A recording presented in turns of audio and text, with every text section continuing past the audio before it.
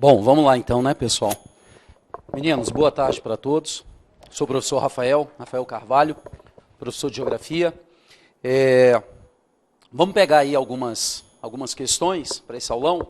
Eu peguei as questões das últimas 4 provas, e aí a gente vai resolvendo, discutindo, não somente resolvendo, né, passando gabarito, mas vamos também vendo o que tem de mais importante em cada uma das questões. Gente, quanto à questão da bibliografia, acho que vocês já estão, né, ao longo aí do curso estudando, acompanhando a bibliografia, muita atenção para, na parte de geografia, o livro, tá, pessoal, da Lígia Terra, lá recomendado, tá, Demetrio Magnoli, que são os 2 livros que nos últimos anos têm sido mais cobrados, tá? E eu tenho reparado, analisando as provas, dando uma olhada nas provas, pessoal, que nos últimos anos tem caído muita questões de geografia física, né? Porque eu acho que aí ao longo do curso vocês inclusive dividiram, né? Tiveram uma parte de geografia física, foi isso? Uma parte de geografia humana com 2 professores diferentes? Foi isso ou não? Ou um só? Quem foi o professor?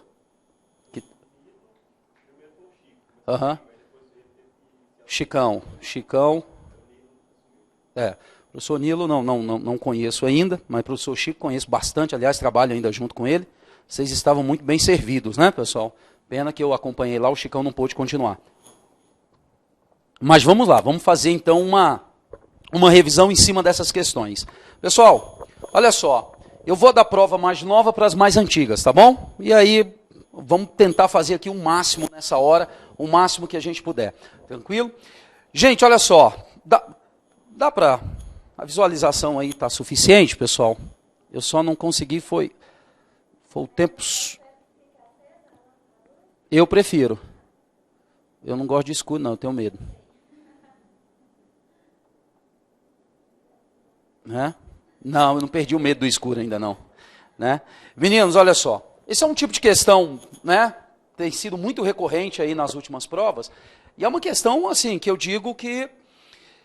Cara, você tem que fazer aquele estudo um pouco sem compromisso. Sabe aquela coisa de tu pegar o livro lá, recomendado de geografia, e ficar dando uma olhada nas informações, com muita atenção? Pessoal, alguns mapas são importantíssimos. Eu não acompanhei vocês ao longo do curso, mas tem uma coisa que é fundamental para essa prova, do jeito que ela é estruturada, do jeito que o Exército pensa essa prova, é vocês terem uma boa noção da questão espacial do Brasil. Tá? As regiões, os estados que compõem cada uma delas. Pega esse mapa, esse território brasileiro, você tem que ter uma noção muito boa da questão climática, os 5 principais climas, de acordo lá com a classificação de Streller, tá, pessoal? Que apresenta, todos esses livros lá da bibliografia têm a classificação de Streller, tá? Você tem que ter uma noção boa da distribuição dos domínios morfoclimáticos no Brasil, a vegetação. Quais são os estados que estão ali, né, com cerrado, com domínio amazônico, com mata atlântica? Então, essas noções espaciais, elas são importantíssimas, porque senão elas acabam te pegando em questões extremamente simples. Questões, por exemplo, que o examinador vai lá e fala da vegetação e pede para você indicar quais estados são cobertos por aquela vegetação. Veja, como é que tu vai decorar isso? É impossível. É impossível tu ficar decorando todas essas informações. Aí quem é que leva vantagem nesse momento? Aquele aluno que pegou o mapa e que olhou. Sabe, olhou, mas observando mesmo de verdade, onde é que está o cerrado, quais são os estados que estão ali, onde é que é o clima subtropical, quais são as áreas de influência do clima semiárido. Né? É esse tipo de noção, pessoal, que é um fato importantíssimo para essa prova. E muita gente fica tentando aquela coisa do decorar. De pegar as informações e ficar tentando decorar. Não é muito jogo. É muito mais jogo você pegar assim, 1 hora, pega e fica olhando todos aqueles mapas. Inclusive, alguns eu coloquei aqui para vocês, olha só. Porque ao longo de algumas questões eu vou comentar. Então, por exemplo, olha esse mapa aqui climático, ó, da classificação de Streller que eu estou falando. Você está entendendo? É isso aqui, ó, pegar aqui, né? Clima equatorial. Olha só, onde é que são as áreas de influência do clima equatorial? Não é o tropical típico, tropical semiárido, tropical úmido, subtropical. Quem tem essa noção aqui, que é aquele aluno que consegue falar assim, Brasil, o cara já projeta o Brasil na cabeça dele. É uma habilidade que vocês têm que desenvolver. Por exemplo, se olhar para o mapa, né? Tu sabe lá todos os estados que são litorâneos, do Amapá até o Rio Grande do Sul. Quando você chega nesse ponto, é aquele ponto, cara, que tu tá com a noção muito bem desenvolvida. Aí você ganha um monte de questão que muita gente vai perder, porque não decorou. E acha que tinha que ter decorado. Não, você tem que despertar, desenvolver essa visão espacial. Então, quando a gente volta lá nas questões, né, que a gente pega ali, ó, por exemplo, né, ó, essa aqui eu não preciso de uma representação, mas eu preciso estar com a informação muito bem trabalhada. O setor que possui o maior consumo final de eletricidade no Brasil é... Gente, aqui tem duas questões que pegam. Consumo final e eletricidade. Porque tem questões muito parecidas que ele vem aqui e coloca aqui, ó, consumo final de energia, não de eletricidade. Isso é que derruba o candidato. Uma questão dessa mata o cara aí. Perceber que no Brasil, pessoal, nós temos duas grandes matrizes que a gente tem que ter uma noção, que é a matriz energética e a matriz elétrica brasileira. Não sei quem trabalhou energia com vocês, mas isso é um fator importantíssimo. Você tem noção de que quando eu falo de matriz energética, ou seja, consumo final de energia, eu estou falando de todas as formas de energia, inclusive lenha, seja ela qual for. Agora, quando eu falo de eletricidade, aí eu estou falando da energia que foi transformada em eletricidade. Aí, basicamente, eu estou falando, né, pessoal, de algumas fontes. Por exemplo, o urânio, que é utilizado na energia nuclear para gerar eletricidade. Né? Angra 1 e Angra 2, lá no Rio de Janeiro. Eu estou falando da água, que foi utilizada para gerar energia elétrica. Então, isso a gente tem que ter muito cuidado. Ó, um comando bobo, simples, mas que tem um elemento aqui que, se você não tiver atenção, ele pode te derrubar. Tranquilo? Então, logicamente, aqui o gabarito, pessoal, olha as opções. Agropecuário, residencial, comercial, industrial e público. Gabarito, letra D, industrial. O setor industrial, e aí atenção, ele é o maior consumidor, tanto de energia quanto de energia elétrica, de eletricidade. Então, disparado, o setor industrial é o maior consumidor de energia, seguido por transportes. Tá, pessoal? Aí vocês vão ver que no ano anterior, ele coloca transportes como opção. E aí muita gente fica confuso nessa questão. Tá? Muita atenção, sempre, se ele está pedindo energia ou eletricidade, porque dependendo da questão, do que ele estiver pedindo, tudo pode mudar o gabarito. Tranquilo, pessoal? Muita atenção para isso, beleza? Gente, cada assunto de alguma questão, se alguém tiver alguma dúvida, por favor, não deixe de tirar, tá? Atenção sempre para essa questão energética. Aí, olha só essa questãozinha 2 aí. Ó, essa já cai aquela noção que eu falei, a noção espacial. Olha só, Opa! História também demais. Demais. Olha só, essa aqui, ó. Na faixa leste do Brasil, tá, pessoal? Desde o século XVI, um domínio natural sofreu extensiva devastação provocada, né? É isso mesmo? Provocada por... Acho que cortou aqui alguma coisa, só um pouquinho. Vou ter que diminuir um pouco, essa questão ficou grande. Ó...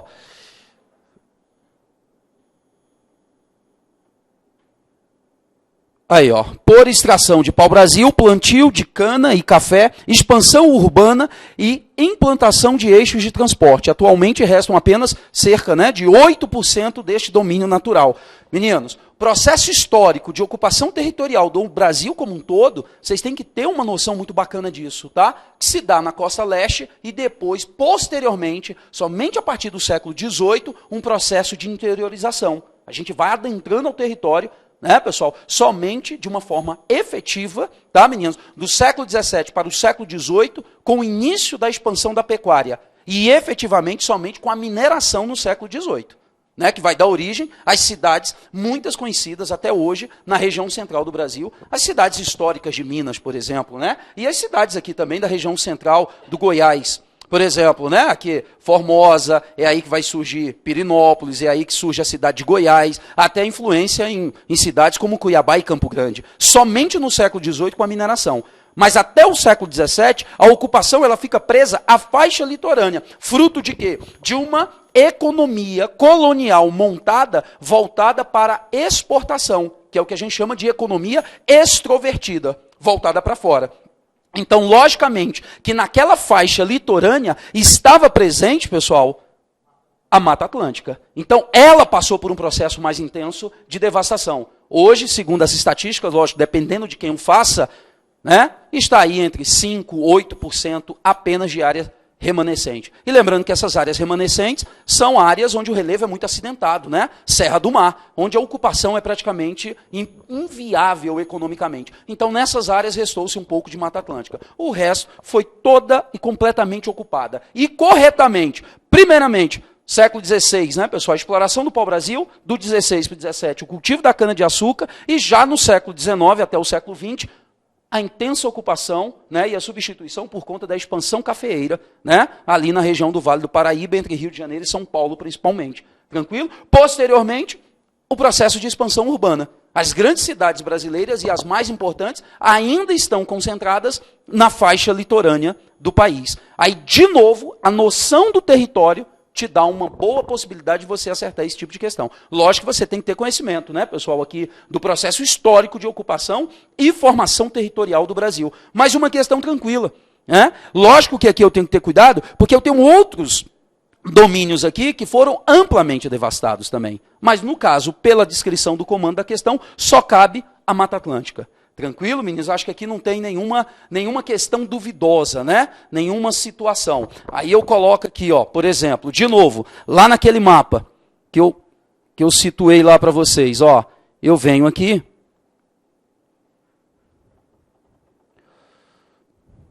Tá aí os domínios morfoclimáticos, ó.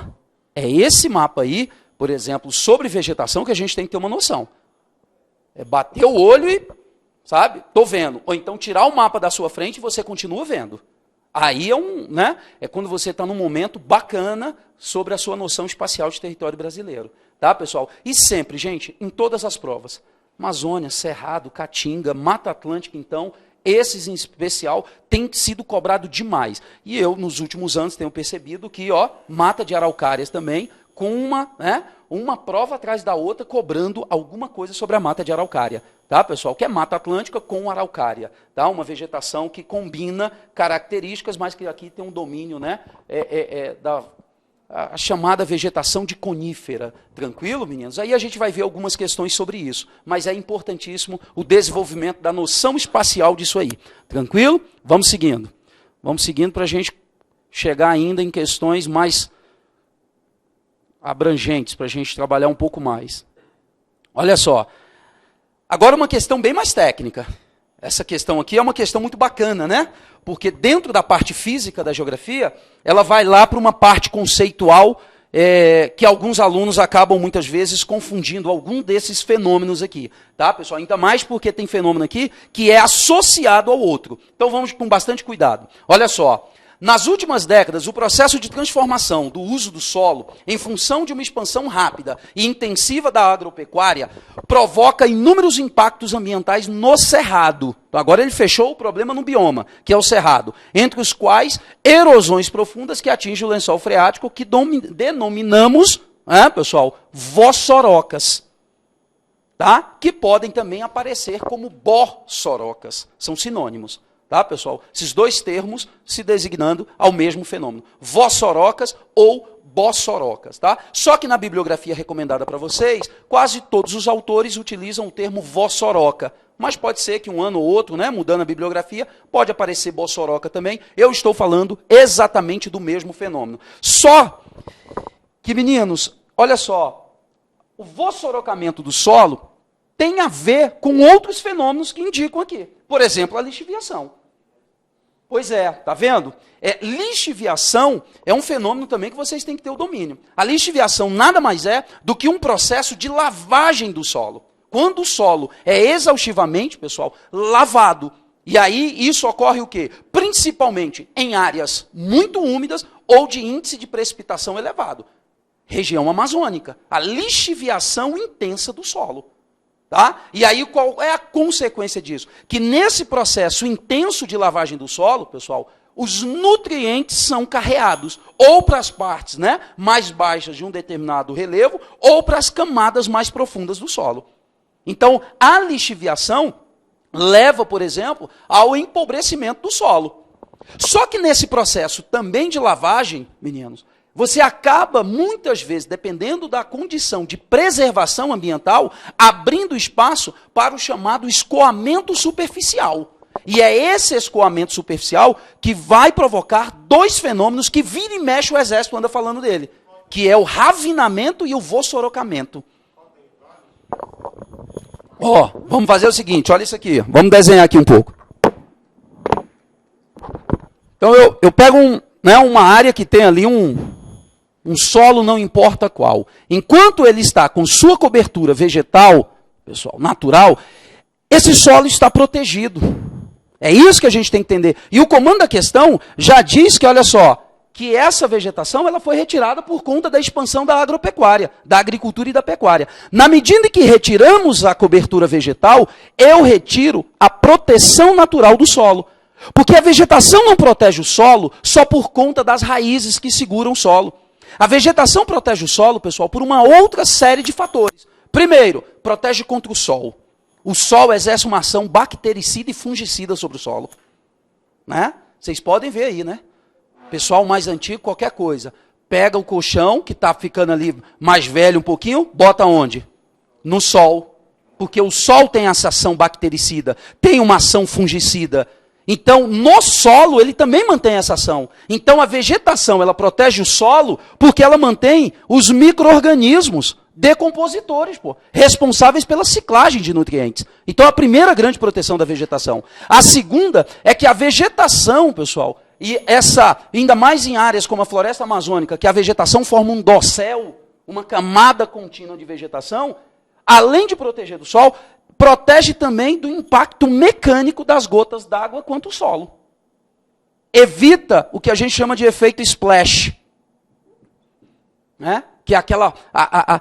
parece coisa boba, mas se você parar para pensar numa chuva, quantas gotas? Ao longo de quanto tempo? Cada gota daquela que chega até o solo fragmenta um pouquinho, desagrega fragmentos do solo. Então a vegetação, ela tem essa segunda importância. Além de proteger da ação bactericida do sol, ela também protege de uma ação mecânica de cada gota d'água, fazendo com que essa chuva chegue de uma forma mais suave até o solo. Por quê? Pelo escoamento, por conta do caule, ou até mesmo as gotas que caem, mas tem uma camada de folha aqui, ó. Cai em cima da folha ela escorre suavemente até o solo. Então você minimiza esse impacto. Tranquilo? E ainda tem aqui uma outra questão que é extremamente importante. Essa vegetação está protegendo esse solo contra a ação de outros agentes importantes, o vento, por exemplo. Tá? Tranquilo? E ao permitir que essa água percole mais lentamente no solo, ela evita isso aqui, ó, que é o grande problema quando você retira. Você retira o solo, então você começa um processo aqui de compactação do solo. Quando chove forte, isso aqui encharca e ao encharcar, a água começa a escorrer. O solo perde a capacidade, pessoal, de infiltração. Então, como a água passa a infiltrar mais lentamente, obviamente vai favorecer que forme aqui uma camada encharcada. Ao encharcar, a ação da gravidade vai fazer essa água o quê? Escorrer pelo solo. Escorrendo pelo solo, ela vai começar um processo inicial de sulcamento, de formação de sulcos no solo, que é chamado de ravinamento. E o exército cobra isso, hein? Cuidado que tem anos anteriores aí que o exército colocou o processo de ravinamento. Só que para e pensa, se eu tenho uma área mais inclinada, eu acelero esse processo. Logicamente por uma questão física, né, pessoal? A força da gravidade vai atuar de uma forma mais intensa.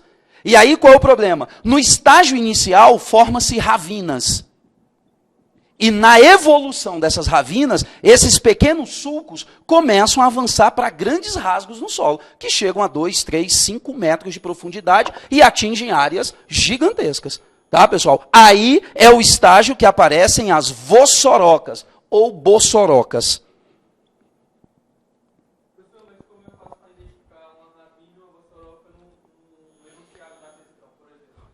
Se a questão falar em processo inicial de sulcamento, aí ela está falando de ravina. Agora, olha o que está falando aqui. Entre os quais erosões profundas, que atingem o lençol freático. Ou seja, eu já estou falando de um estágio bem avançado. Por isso eu tenho a certeza que não é ravinamento. Mesmo se tivesse ravina aqui como opção. Aí eu tenho certeza que eu já avancei do estágio inicial. Está vendo lá o comando, como está bem claro? Aí o comando está falando do processo de vossorocamento. E você está vendo como a lixiviação, a lavagem do solo e essas questões aqui têm uma relação? Por isso que nesse tipo de questão, muita gente erra. Lixiviação e vassourocamento. Tranquilo, pessoal? E aí, ainda tem uma outra questão técnica aqui que pega. A laterização. O que é a laterização? É a formação, principalmente na região central do Brasil, pessoal, de uma camada mais dura do solo e uma camada onde se concentra principalmente ferro e alumínio. E essa camada formada pela lixiviação, pela lavagem do solo, olha como todos estão relacionados. Quando você promove a lavagem desse solo, os nutrientes vão para camadas mais profundas, micronutrientes, e o que ficam nas camadas superiores? Aquela parte do solo mais pesada, mais densa, que é justamente o ferro e o alumínio. E isso aqui vai formar, pessoal, essa camada dura, que é chamado de laterita, ou chamada de canga, ou ainda em algumas regiões chamada de pedra-pará.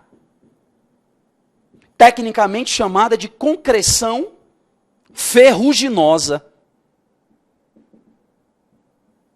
Concreção, olha o nome.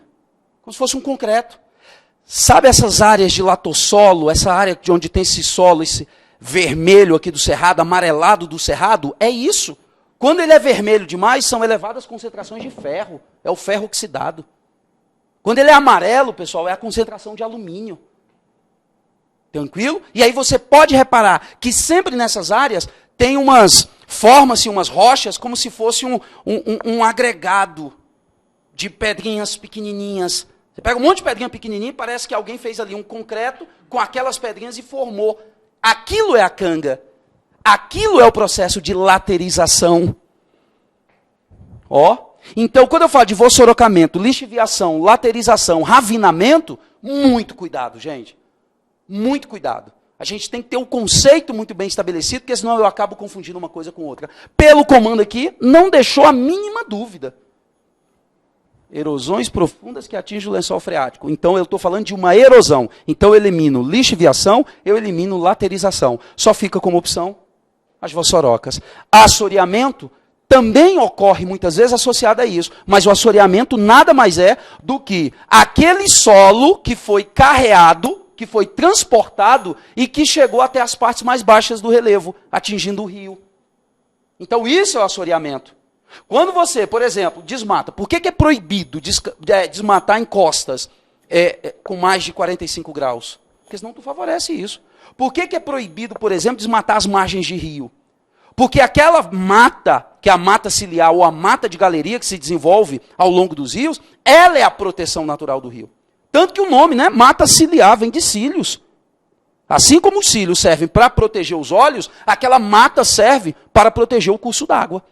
Então a mata ciliar não pode ser retirada por conta disso. Ela vai cumprir o papel de um filtro natural. Inclusive a mata posterior aqui, que é a chamada vegetação de borda. Isso é essencial, porque os sedimentos que forem transportados num processo erosivo, até natural que acontece, pessoal, naturalmente acontece esse processo erosivo. O problema é que quando o homem interfere e retira a cobertura vegetal, ele acelera esse processo, ele agrava o problema. Só que, quando você retira isso aqui, acabou. Os sedimentos vão passar direto para dentro do rio. E é esse processo de deposição dos sedimentos dentro do rio que é o processo de assoreamento. Isso é a chamada, tá, pessoal? O chamado assoreamento. Qual é o grande problema do assoreamento? Ao depositar os sedimentos dentro do rio, primeiro, você altera a dinâmica fluvial do rio. Você vai alterar a questão da qualidade da água, num índice que é conhecido como turbidez. Você vai aumentar a turbidez da água. A água vai ficar mais escura, vai dificultar um pouco mais a entrada de raios solares, que vai atingir as populações presentes naquele rio, principalmente de vegetais, né, pessoal? O plâncton, o fitoplâncton. Você altera completamente a qualidade do rio. E o pior, só um pouquinho. Se você pegou o curso d'água e você está jogando sedimentos dentro dele, quer dizer que o nível da água vai subir. E qual o problema disso, professor? O grande problema disso aqui é o seguinte, você não retirou a cobertura vegetal? o nível da água não subiu? Aumentou a superfície de contato com o sol, com os raios solares. Você percebe, ó? Era sim, e ainda estava protegido pela mata. Você retirou a mata e ainda aumentou o espelho da água, porque subiu o nível. Ou seja, quando você aumenta a superfície de contato, você acelera a reação. Lá o conceito, lá, né, pessoal, das outras áreas lá, da química, da física, nossos amigos aí que trabalham com isso. Você acelera a reação. No caso ali, qual é a reação?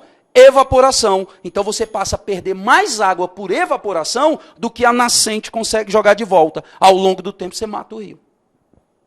5 anos, 6 anos, 8 anos, o rio está indo embora. Gente, vocês podem ver, áreas de agricultura familiar, seja roça, seja lá o que for, vocês podem ver, gente, quando as pessoas caem na tentação de desmatar o rio, você pode ver que a história é sempre a mesma. Ih, meu filho, antigamente aqui eu tomava banho aqui nesse córrego, hoje não dá na canela. O que aconteceu? Assoreamento. Só que lógico, né? Órgãos ambientais têm que fiscalizar, porque senão a população não se dá conta disso. Não tem um conhecimento técnico, muitas vezes, para preservação daquele curso d'água. Mas eu, particularmente, viajo muito pelo interior do Brasil, todo lugar que eu vou é o mesmo discurso. E, meu filho, quando eu era menina aqui, eu tomava banho nesse rio aqui. Tomava e pulava lá de cima da ponte. Hoje não dá mais nem para molhar o joelho. O que está acontecendo? Assoreamento. O rio está ficando raso. E aí você pode ir lá, que está cheio de sedimento dentro do rio, cheio de cascalho, de areia, que naturalmente não deveria estar lá dentro. Então, isso é o assoreamento. Ó, opa, cadê? Acabou. Tá? Então, vossorocamento, assoreamento, laterização, lixiviação. Faltou, por último, a arenização. Aqui é um fenômeno, pessoal, muito cuidado com isso, tá? A arenização é um fenômeno natural. É quando você tem uma determinada área, a ampliação de depósitos de areia por algum fator. Por exemplo, a famosa região do Jalapão, no Tocantins, que muita gente chama de deserto, mas é um erro técnico, porque o Jalapão não é um deserto. Tá, pessoal? Lá é um processo natural de arenização. Você tem uma serra, se não me engano é Serra do Espírito Santo, né? Você tem uma serra e aí você tem uma parte de baixo. Né? E o que acontece? É uma área que venta muito. O vento vai lá na serra, pessoal, e ele faz a serra força uma curva. E quando esse vento atrita com a encosta exposta da rocha, que é um arenito, arenito é uma rocha formada a partir, né, pessoal, da junção de grãos de areia num passado geológico, tá? E aí esse atrito vai soltando essa areia. Aí o vento vem e traz ela para cá, onde a areia vai sendo depositada e forma aquelas dunas lá maravilhosas lá do deserto do Jalapão, popularmente deserto do Jalapão. Mas aquele fenômeno lá, pessoal, nada mais é do que o fenômeno da arenização. Naturalmente, pela dinâmica da natureza, eu estou aumentando, né, a deposição da areia numa determinada região. E é um fenômeno natural, sem intervenção humana. Tranquilo? Diferente da desertificação. Quando eu falo de desertificação, aí tem intervenção humana. Tranquilo? Arenização, fenômeno natural. Então pronto, estão todos esses fenômenos aqui descritos, e meninos, muito cuidado. Voltem lá na bibliografia, releiam essa parte aí. Nos últimos anos o Exército colocou muitas questões sobre isso aqui, mas muitas. Vocês têm acompanhado, porque vocês fazem as provas aí antigas, vocês têm visto, tem falado muito dessas coisas aqui. Então vamos ter o domínio de todas elas, porque a possibilidade de ser cobrada é muito grande. Tranquilo? Diga lá, meu jovem. A laterização, repito, sim, meu irmão, como não? Eu fiz ali no cantinho, né? Deixa eu até fazer aqui nesse outro canto aqui. Gente, desculpa os desenhos, né? Eu faço rápido aqui para tirar a dúvida, mas qualquer coisa aí que não entender, por favor, perguntem, tá? Ó, pare e pensa o seguinte. A região central do Brasil é uma região, né? Uma região de planalto, uma região mais elevada. Então, o que acontece? Gente, no processo de formação geológica do próprio continente, da América do Sul, aproximadamente 110 milhões de anos atrás, houve uma modificação da estrutura geológica muito intensa, que foi quando começou a soerguir o que hoje a gente chama de Cordilheira dos Andes. Quando a Cordilheira dos Andes começou a ser formada, fruto disso aqui, ó, duas placas tectônicas se empurrando, e aí, enquanto uma placa, que é a placa de Nazca, sofria o que a gente chama de subducção ou subdução, ela começou a mergulhar em camadas mais profundas, que é a tal da astenosfera. Está lá uma média de 75 quilômetros de profundidade, pessoal, e aí a placa derrete, porque é uma camada de aproximadamente 1.800 graus Celsius, de temperatura, essa placa aqui foi sendo empurrada, que é a placa que nós estamos, a sul-americana, e ela foi, ó, dobrando, formando a Cordilheira dos Andes no perfil. Quando os Andes começam a ser formados, você altera completamente a condição climática na América do Sul. Massas de ar que passavam simplesmente para o lado do Pacífico, agora elas passam a o quê? A ser barradas pela Cordilheira dos Andes. Isso cria um período de intensas precipitações, muita chuva.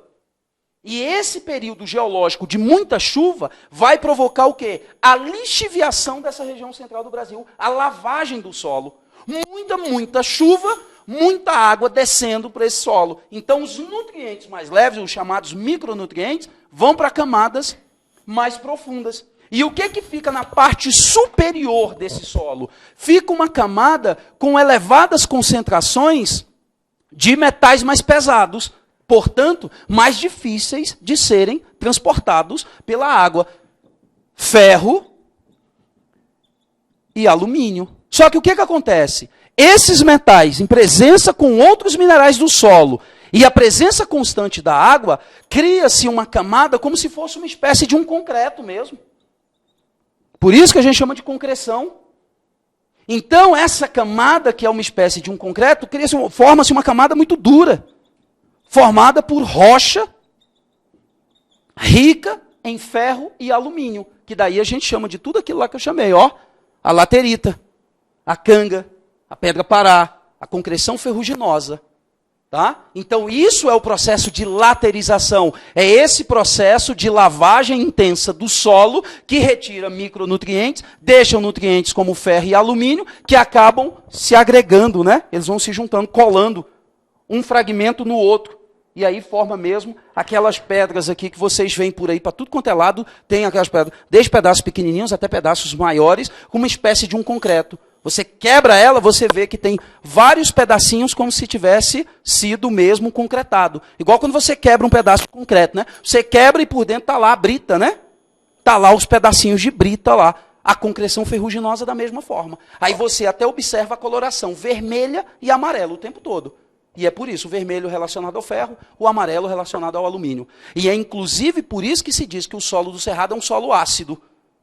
E aí tem um grande problema, né, pessoal? Que já que o Exército cobra muito essa questão de vegetação também. É nesse solo que vai desenvolver o Cerrado. É em cima desse solo, com concentrações de ferro e alumínio, que vai se desenvolver o Cerrado. Inclusive uma vegetação adaptada a essa condição. Completamente adaptada. Olha, por exemplo, a tortuosidade da vegetação do Cerrado. Vem desse tipo de solo, pô. É um fenômeno conhecido como isso aqui, ó. Escleromorfismo oligotrófico. Isso é o escleromorfismo oligotrófico, que lá na etimologia da palavra, né? Esclero tortuoso, morfismo forma, oligo pouco, trófico nutriente. Então a vegetação do Cerrado tem uma forma tortuosa devido à carência de nutrientes no solo. E não é nem tanto o entendimento de que o solo é tão pobre de nutrientes. É porque a presença do alumínio dificulta que as raízes das plantas absorvam os outros nutrientes. Então é uma vegetação que tem acesso a menos nutrientes do que outras. Por isso uma vegetação que se desenvolveu o quê? Tortuosa. Isso é o escleromorfismo oligotrófico. Tá? Que alguns livros aí de vocês citam esse fenômeno. Tranquilo? Fruto de tudo isso aqui, ó, do processo de laterização e concentração de ferro e alumínio. Bacana? Tranquilo? E aí vem outras questões, no campo da agricultura, por exemplo, né? Para a expansão da soja na região central do Brasil, foi necessário, e cuidado, hein, já vi também questões da ESA falando disso aqui, foi necessário, por exemplo, desenvolver uma técnica para corrigir essa acidez do solo, que aí é o processo da calagem. Já que o solo é ácido, adiciona lá uma substância básica para você neutralizar o pH do solo. E aí foi possível com que o Cerrado se transformasse, né, pessoal, aí num verdadeiro celeiro da produção agrícola do Brasil, principalmente na área do cultivo da soja. Tá? Que tem questão aqui falando sobre isso. Vamos seguindo. Posso seguir, pessoal? Ficou claro esses fenômenos aqui? Muita atenção, tá, moçada? Tem sido muito cobrado isso aí. Essa parte física. Aí, olha lá. Opa! Uma questãozinha que vira e mexe pega a moçada, né? Fuso horário. Gente, fuso horário é tranquilo. E ainda mais que no caso de vocês, existe uma dificuldade muito grande de fuso horário, que é quando se envolve a tal da DIT. Tá, pessoal? Da DIT não, me perdoe, da LID, da Linha Internacional de Data. Porque daí você muda o dia também, dependendo da hora, você altera 2 dias, é uma confusão. O de vocês só cai fuso horário do Brasil. Aí é manha. Ó, aquilo que eu falei lá no começo de novo, ó a noção espacial que você tem que ter. Bicho, veja esse mapa. Estão aqui os fusos no Brasil. Ó, Brasil tem 4 fusos. Menos 2 GMT, menos 3 GMT, menos 4 GMT, menos 5 GMT. Cuidado com pesquisas na internet. Porque tu entra na internet, ele te dá um monte de mapa mostrando o fuso horário no Brasil. Mas deixa eu te explicar o porquê. Até 2008, era de um jeito. Em 2008, o Brasil mudou o esquema dos fusos. Tirou o menos 5. Acabou com a divisão do Pará. O Pará era dividido em 2 fusos. Né, pessoal? Quer dizer, foi uma mudança completa em 2008. Projeto de lei. Né? Tião Viana acabou alterando tudo aquilo. Só que não deu certo, a população não se adaptou do Acre, gerou um aumento da violência, porque as pessoas tinham que ir para a rua muito escuro ainda. Em 2012, voltou o que era, com 4 fusos horários. Só que com algumas alterações. Principalmente, o Pará deixou de ser dividido um único fuso e no fuso de Brasília, que é o fuso do horário oficial do Brasil. Por isso que sempre lá na programação da televisão, quando vai falar de uma transmissão de algum evento ao vivo, começa às 16 horas, horário oficial de Brasília.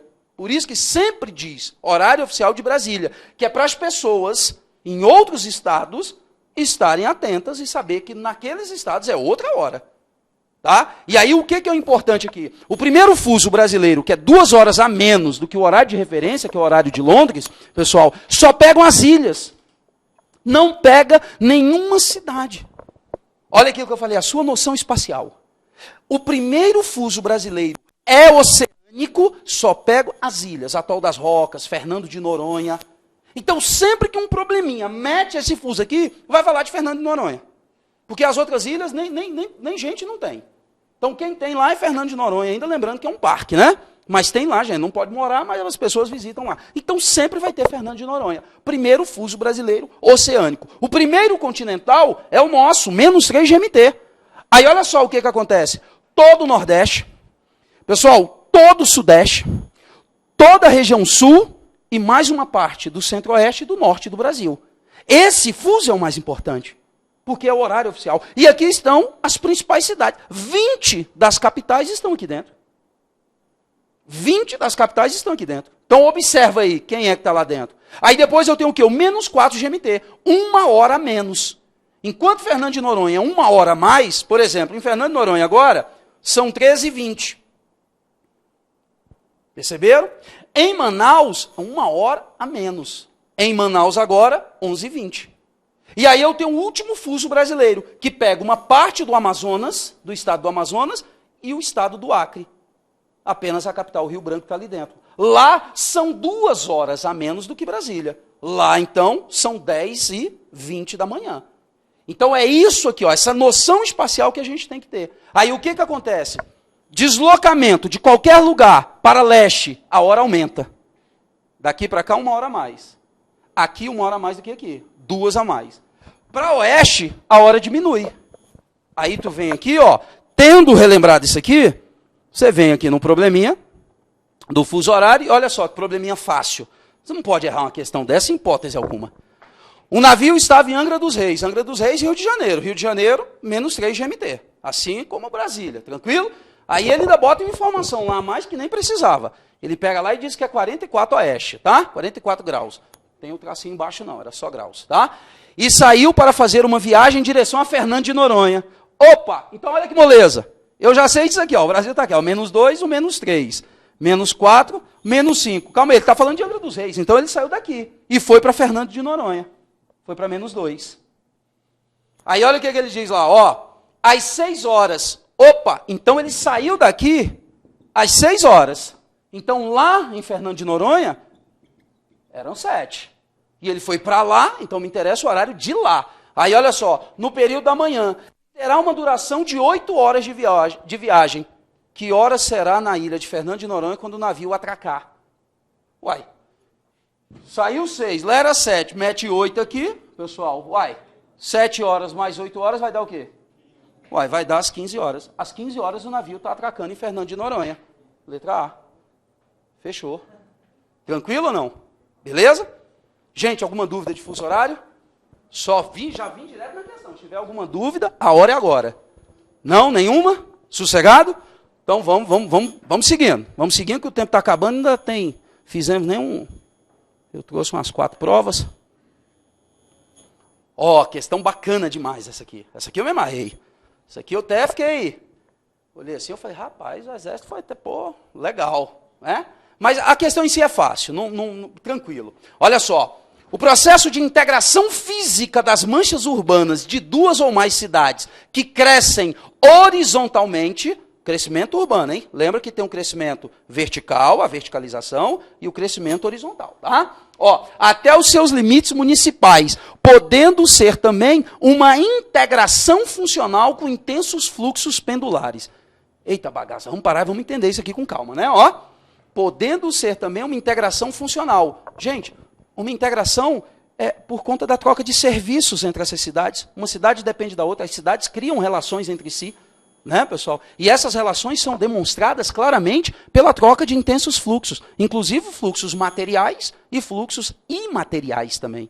Fluxos materiais, por exemplo, o comércio. Uma cidade muitas vezes depende da outra, em questões, né, pessoal, de comércio. E também fluxos imateriais, por exemplo, cultura. Uma cidade interfere, influencia a outra no aspecto cultural, festas, né? Aquela coisa toda. Tranquilo? Olha só, pendulares. A coisa de fluxos pendulares, eu estou falando de fluxo o quê? Constantes, pô. O pêndulo, né? Todo dia. Constante, tá? Migração pendular, lembra disso. Ó, e de trabalhadores. Esse processo é denominado.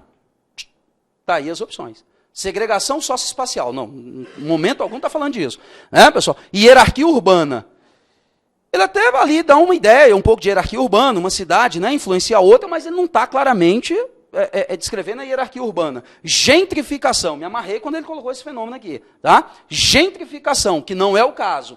Conurbação, gabarito. Conurbação, vocês se lembram bem, é o encontro físico entre 2 ou mais cidades gerado pela atração que uma exerce sobre a outra. E aí esse encontro físico, pessoal, a gente consegue observar com facilidade, né?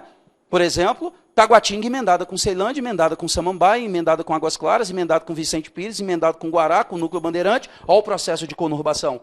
Só que aqui no DF, tenha cuidado, jamais o Exército colocaria isso. Porque aqui no DF ocorre uma conurbação prática, ela não é técnica, porque aqui a gente não tem a figura do município. Tranquilo? Não são municípios, tá? Mas quando envolve os municípios, aí atende ao pé da letra do conceito. Quando 2 ou mais cidades se encontram fisicamente. E eu digo isso importantíssimo para vocês, porque o conceito no Brasil para ser, né, pessoal, um núcleo urbano considerado cidade é apenas ele ser a sede do município. Não importa a infraestrutura, não importa o número de habitantes, não importa nada. É a sede do município? É cidade. Inclusive aquela cidadezinha de 1.000 habitantes, 2.000 habitantes, aquela, né, que é 6 casas de um lado, um posto de gasolina do outro lado. Se for a sede do município, beleza, é cidade. Tranquilo? Então, por isso, não pode ser outra coisa a não ser a conurbação. Tá? E aqui o aglomerado subnormal. Aglomerado subnormal, meninos, é o que o IBGE tecnicamente chama, por exemplo, as favelas. Processo de favelização, a formação das favelas. São aglomerados subnormais. Tá bom? Tranquilo? Então, ó, questão respondida, mas deixa eu perguntar.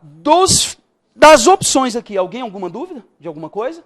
Tudo tranquilo? Gentrificação, hierarquia urbana, tudo sossegado, meninos? Oi? Segregação socioespacial é um processo de, vamos dizer, de separação de acordo com critérios econômicos, sociais e tudo, né? Aquela diferença entre um bairro e outro, né? Você provoca, por exemplo, aquele bairro chique, todo com infraestrutura, com quadra poliesportiva, tudo, e do lado vizinho, aquele outro bairro que não tem nada, não tem uma quadra poliesportiva, não tem absolutamente nada. Isso provoca uma segregação socioespacial. Tá? A sociedade vai ser dividida ali de acordo com questões econômicas, por exemplo. Tá? Diga. Gentrificação, pessoal, cuidado com gentrificação, tá? Ele recebe outras denominações, algumas extremamente pesadas, como, por exemplo, higiene social. Tá? É um outro termo que era muito empregado até que, né, ainda bem que a gente vai evoluindo na forma de pensar, e passou a perceber que, pô, higiene social é um negócio muito pesado. Aí surgiu o nome gentrificação. Nada mais é do que o seguinte: quando uma área de uma determinada cidade, um bairro, ou um núcleo, ou qualquer coisa de uma determinada cidade, passa por investimentos, por uma melhoria, e isso eleva o valor dos imóveis, excluindo aquelas pessoas menos favorecidas economicamente, que passam a não ter mais condições de viver naquele local. Tá? Então o Estado entra, ou uma empresa privada entra, faz ali uma melhoria, constrói alguma coisa, e aí os valores dos imóveis, pula lá para cima. E muitos daqueles moradores que estavam ali deixam de ter condições de viver naquele bairro, e aí automaticamente são expulsos economicamente. Por isso o termo higiene social. Tá? Às vezes é planejado, e às vezes ocorre, pessoal, dentro da dinâmica da cidade. Tranquilo? E muitas vezes é planejado mesmo. Muitas vezes faz-se essas intervenções para excluir mesmo aquelas pessoas. Tá? E muitas vezes vai por uma questão natural. Vou citar um exemplo aqui muito parecido. Riacho Fundo 1. Riacho Fundo 1, quando surgiu dentro de uma política aqui do DF de distribuição de lote.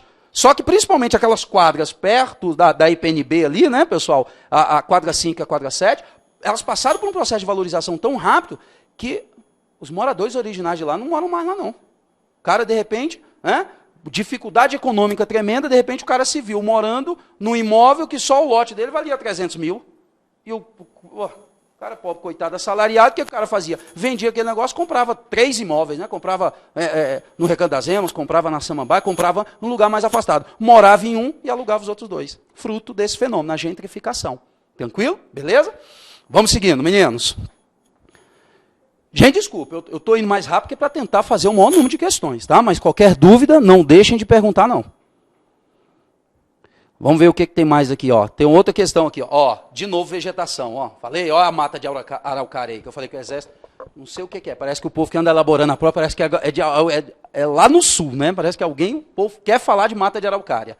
Gente, olha lá. Mata de araucárias, ou mata dos pinhais, dominava vastas extensões na região sul e sudeste do Brasil, tá? São características desse bioma. Pô, aí vem para aquele cara que estudou no detalhe, né? Porque daí tu tem que saber as características principais daqueles biomas que eu mostrei lá para vocês, tá? Aí olha só. Ser constituído por floresta fluvial subtropical. Tá certo, a região sul está ali sob influência do clima subtropical, né, pessoal? Índice pluviométrico, né? Bacana, muita chuva, aquela coisa toda. Então a letra A está certinha, ele está pedindo exceto, então vamos lá. Ocorreu originalmente em terrenos de altitudes médias a elevadas nos planaltos e serras. Também está certo, ali é a região do Planalto Meridional, né, pessoal? A área de Planalto, serra ali também, a Serra da Graciosa, aquela região ali que, para você sair da área central e chegar até o litoral, você tem que descer a serra. Então, também está certinho. Agora, olha isso aqui. Sua espécie predominante ser conhecida como pinheiro do Paraná. Está certo também, né, pessoal? Que é a araucária, né, conhecida como pinheiro do Paraná. Então, olha o detalhe aí. Tá? Mas aí também tem aquele seguinte, qualquer livro de ensino médio vai falar sobre isso aqui. Tá, pessoal? Pinheiro do Paraná, como sendo araucária. Então, tem que dar uma lida mesmo. Tá? Apresentar folhas aciculifoliadas. Tá certo, pessoal? Aciculifoliadas, folhas em formato de agulha, né? Que esse tipo de folha é adaptação à condição climática. Tá? Toda vegetação de ambientes frios, e principalmente de ambientes, pessoal, de climas polares, a vegetação tem folhas aciculifoliadas. Tá? Que é para proteger justamente do acúmulo do gelo. Evitar, aliás, que aquela folha não se queime, né, com o gelo, a neve em cima da folha o tempo todo. Tá bom? O contrário aqui, por exemplo, o extremo disso aqui, seriam as folhas latifoliadas da floresta amazônica, por exemplo. Folhas muito grandes, justamente para que a planta troque muita água mesmo, já que ela está num ambiente onde a água é muito abundante. Então ela não tem que armazenar. Então, folhas grandes para que a perda de água seja constante, tá bom? Aí, ó, ser constituído por vegetação estacional, predominantemente arbustiva. Tá, o erro está aqui. Primeiro, gente, vegetação estacional é uma vegetação que está associada às estações, né? Período mais seco, período mais chuvoso. E principalmente esse erro aqui, ó, predominantemente arbustiva. Não. Predominantemente arbustivo, nós temos 2 biomas no Brasil com essa característica, que é o Cerrado e a Caatinga.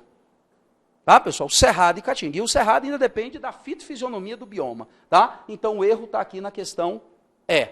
Foi toda essa prova aí a última prova. Vamos lá em outras questões aqui, ó. Outra bacana, falando de IDH agora, tá, meninos? Olha lá, o Índice de Desenvolvimento Humano.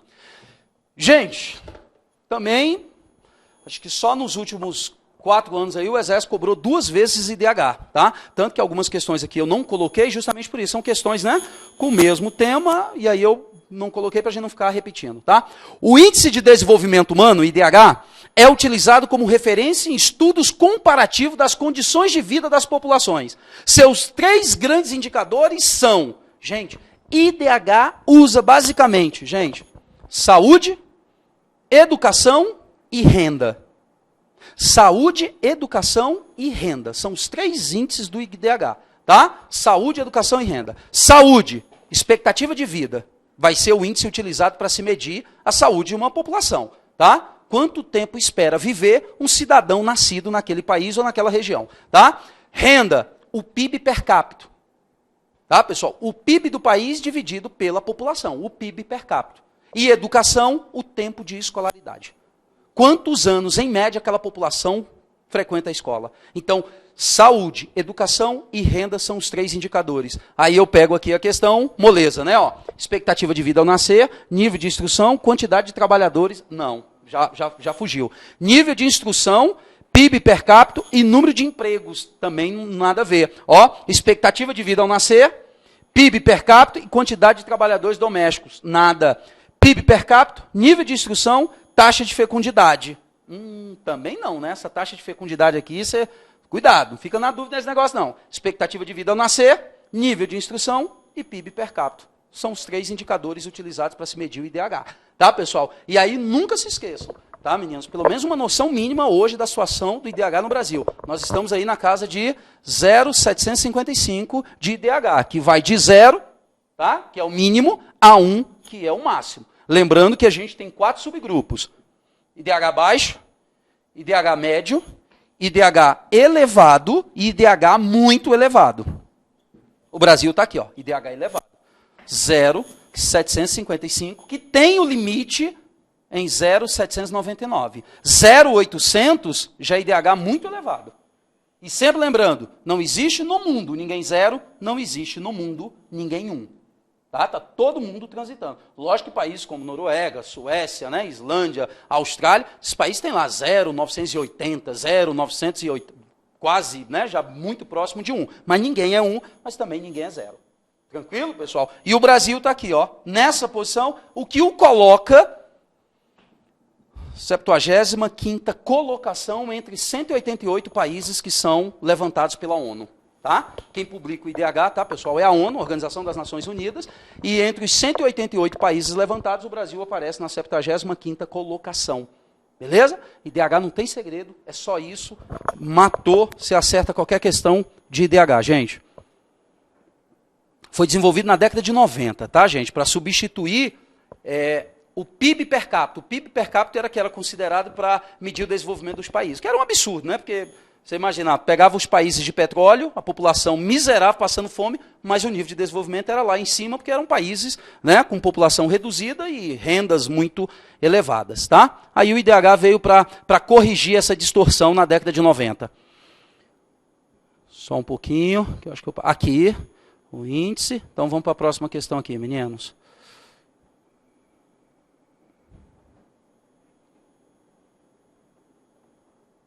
Ó, dinâmica demográfica, população, hein? Um outro tema também, bem importante, muito recorrente na parte humana também.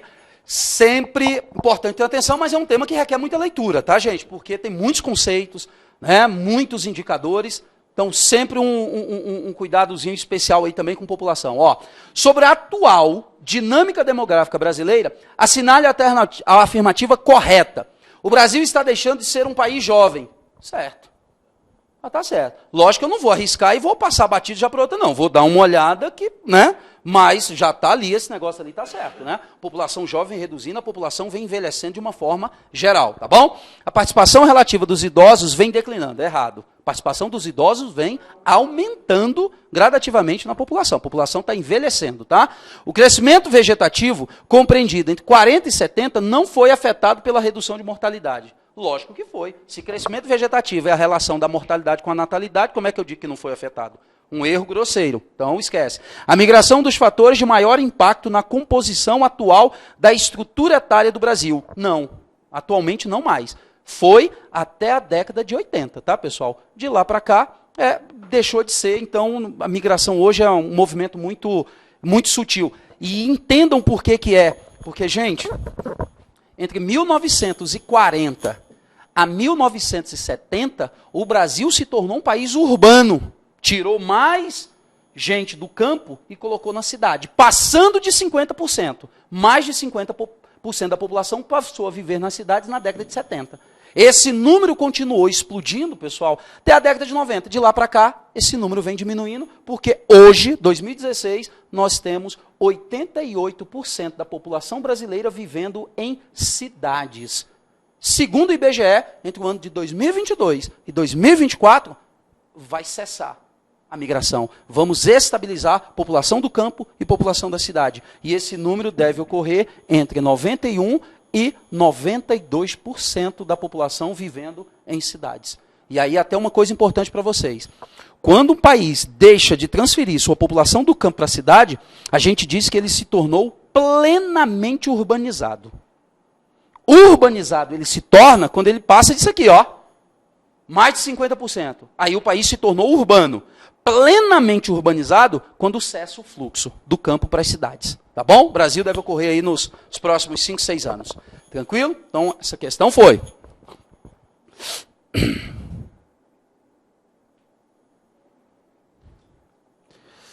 Gente, uma questão de energia, deu a hora? Deu, né? Mas não deu para fazer nem a metade. Aff, Maria, ou uma hora que passa rápido. Não, oi. Não, tranquilo. Olha só. Meninos, uma questão sobre energia. Um outro tema que nas 4 últimas provas aí eu vi cair 3 vezes, hein? 3 vezes energia. Podemos classificar as fontes de energia como tradicionais, modernas e alternativas. Sobre as fontes de energia alternativas ou renováveis, que causam menos impacto ao meio ambiente, podemos citar os seguintes exemplos. Gente, carvão vegetal, tradicional, então já está fora. Eólica, atende. Solar, atende. Biomassa, atende. Então está aqui o gabarito, letra B. Tá? As outras vamos só verificar. Hidráulica, tradicional. Lenha, vixe, nem se fala. Tá? Biomassa, ok. Gás natural, tradicional. Então não pode ser petróleo mais ainda, né? Segunda revolução industrial. Pelo amor de Deus. Os principais combustíveis fósseis. Não, os fósseis são mais do que tradicionais, tá? Então só cabe a letra B também. Beleza? Sim, era A mesmo, do jeito que a gente conferiu, certinho. Era A. A biomassa, show de bola. Biomassa é toda essa matéria orgânica, principalmente oriunda das atividades agrícolas, que seriam descartadas e que você passa a queimar para gerar energia. E aí percebam, gente, extremamente perigoso o conceito, por exemplo, de esse entendimento, aliás, não é o conceito, o entendimento de ser uma atividade impactante ou não impactante. Cuidado com isso. Qualquer fonte de energia é impactante o seu uso. Eu não posso dizer que tem uma fonte de energia que não seja impactante. Todas. Ah, professor, a solar. A solar é impactante, porque eu vou ter que produzir os painéis solares. Então, lógico que no processo de produção eu vou gerar impacto ambiental. Tá? Então, cuidado com isso. Biomassa, você queima. Então, não posso ficar com aquela visão de que fontes renováveis, essa coisa toda, tudo está resolvido. Não, elas são bem menos impactantes, mas impacto ambiental elas produzem como qualquer outra. Agora, o grande detalhe é impactar mais ou impactar menos. Impactar menos. Isso aqui impacta muito. Desde a exploração, transporte, até o consumo final, isso aqui está impactando. Tá, pessoal? Aqui não, aqui o consumo, por exemplo, final já minimiza muito os impactos ambientais. Tá? Beleza? Tranquilo? Então, biomassa é isso. Exemplo. Casca da palha de arroz que é queimada, bagaço da cana-de-açúcar nas usinas, tá? Do Sudeste, por exemplo, São Paulo. A maioria das usinas em São Paulo, a energia consumida é produzida pela própria usina que queima o bagaço da cana para gerar a energia, já que aquele bagaço não teria nenhuma outra utilidade. Pelo contrário, ele provocaria um impacto ambiental gigantesco, né? Onde você iria depositar uma quantidade tão grande. Tranquilo? Então, isso é a biomassa, tá? Vamos seguir, vamos tentar fazer mais uma aqui, povo. Deixa eu só... Gente, olha aí aquilo do clima também que eu falei para vocês do mapa. Isso aqui é só noção espacial. Você não vai ficar tentando decorar essas coisas. Uma noção espacial. Namore lá com todos aqueles mapinhas, pelo amor de Deus. Tá? Fica lá, tira lá um diazinho para passar o olho, daqui para amanhã vocês dão já uma olhada em todos aqueles mapas lá. Né? Quem olhou, olhou. Quem não olhou, corre de hoje para amanhã. Se vira, bicho. Meninas, olha só, o romance O Tempo e o Vento, o escritor Érico Veríssimo, descreve a história do Rio Grande do Sul e suas paisagens, que marcam a formação territorial da região. Identifique e marque o clima predominante desse estado brasileiro. Aqui não tem dúvida, né, pessoal? Vamos direto para o subtropical. Só queria dar aqui uma dica para vocês, rápido, sobre essa questão climática. Gente, uma coisa muito fácil. Olha só. Pare e pensa o seguinte, cara.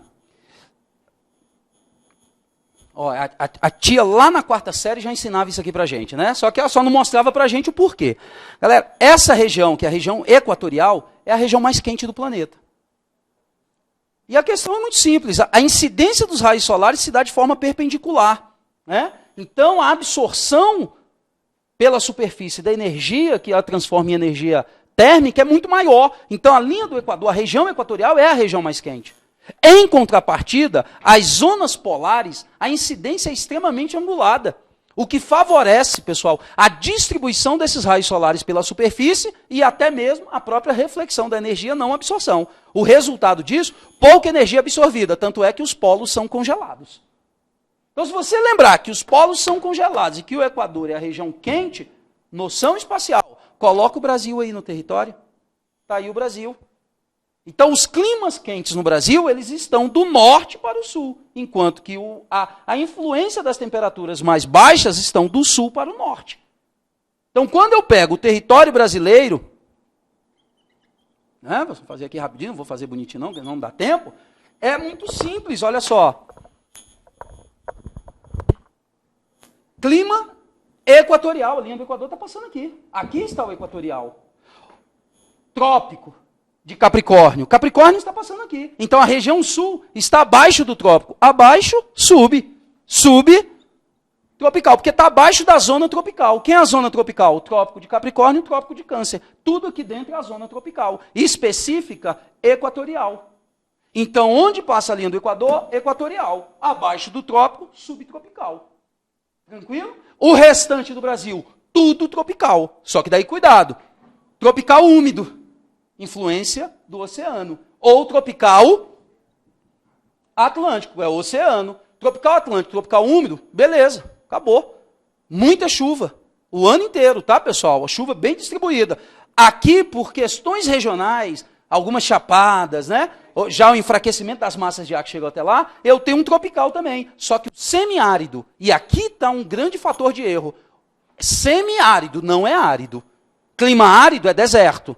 Ali eu tenho o tropical semiárido, ó, e aqui o tropical típico, que vai variar entre o tropical de altitude, nas áreas mais elevadas, né, ou subtropical de altitude. Por exemplo, subtropical, litorâneo. Aqui eu tenho, né, pessoal, o Planalto Meridional, Serra Gaúcha, por exemplo. Então lá eu tenho um subtropical de altitude, é mais frio ainda. Porque daí eu tenho dois fatores de frio. Primeiro, a proximidade com a região polar, que é mais fria. Segundo, a altitude. Pessoal, a cada 1000 metros, cerca de 5 graus Celsius a menos na temperatura. Mais ou menos isso. Então, se eu estou lá a 1000 e poucos metros, então eu já tenho mais um fator que derruba a temperatura. Subtropical, tropical típico, tropical úmido, semitropical, tá, pessoal? Semiárido, desculpa, equatorial. Acabou. É só você posicionar o Brasil aqui, ó. Isso aqui. Você não erra essas questões de clima, não, tá? Subtropical, abaixo do trópico. Tá? Gente, acho que não vai dar tempo da gente fazer mais. Vamos fazer só essa última aqui, tá? Eu, por mim, eu fazia todas, mas não dá tempo, então vamos fazer o que dá, né? Gente, olha essa questão. As migrações, espacinho, são realizadas temporariamente em uma determinada época do ano, né? É o caso de trabalhadores rurais que se deslocam em certas épocas do ano, por exemplo, na colheita de algum produto. A colheita do café em Minas, a colheita da laranja em São Paulo, tá? E aí Brasil afora, tá, pessoal? Ó, retornam alguns após alguns meses com o término do trabalho. O termo deslocamento populacional, se completa corretamente no texto, é... O que eu posso colocar lá? Pendular Sazonal, êxodo rural, intrarregional e interregional. Logicamente, né, pessoal, se é uma época do ano, é sazonal. Sazonal é tudo aquilo que está relacionado a um período do ano, né? Uma doença sazonal, migração sazonal. O que tiver a palavra sazonal é porque está relacionado a um período do ano. Tranquilo? Meninos, muitas questões de agrária, questões físicas, não deu tempo da gente, né, responder e tentar revisar tudo, mas conseguimos aí relembrar algumas coisas, tirar algumas dúvidas. Tranquilo? Beleza, pessoal? Obrigado, é isso.